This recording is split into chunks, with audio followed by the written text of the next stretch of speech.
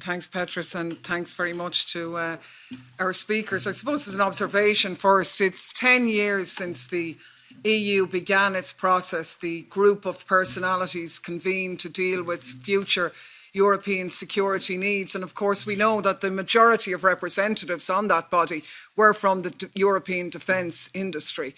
And surprise, surprise, your solution was, do you know what? To make Europe safer, we're going to have to spend loads more money on defence. And in the last 10 years, that's what you've got. You've got to a scenario now where it's actually turbocharged. Billions being spent on defence like never before, 13% increase in the last year. Last year was actually a bumper defence year, and yet you tell us that the threats are bigger, the world is more unsafe, Europe is more threatened than ever it was before. Do you not think that you might want to join the dots a bit? And obviously more militarism doesn't make people safer.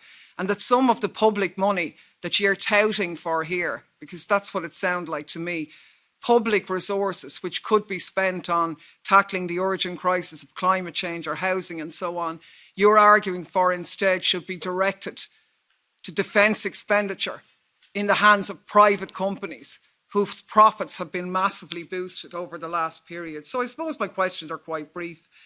How long do you see this going on for? Is it a limitless expansion? Should it go on forever? When is enough to make us safe? And is it not the case that actually putting investment into diplomacy, into dialogue, into multilateralism and global cooperation, rather than antagonism and following the agendas of other states, is actually the best way of making Europeans safe?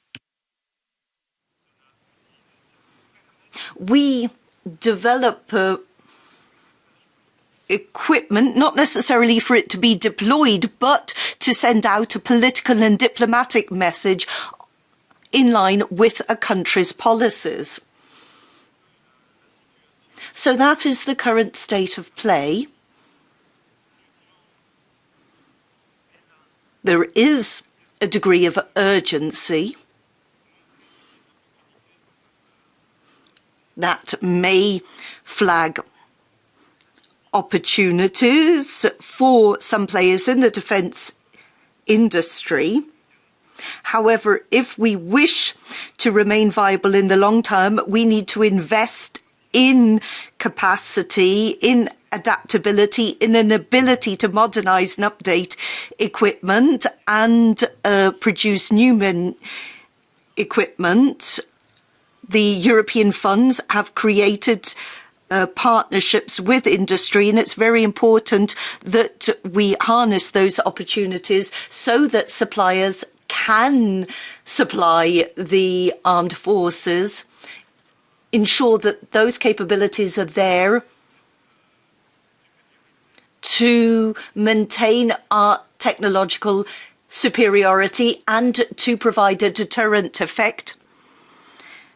Now, when I was young, I might have assumed that the defence industry was there to make war, but now I know better. Who is a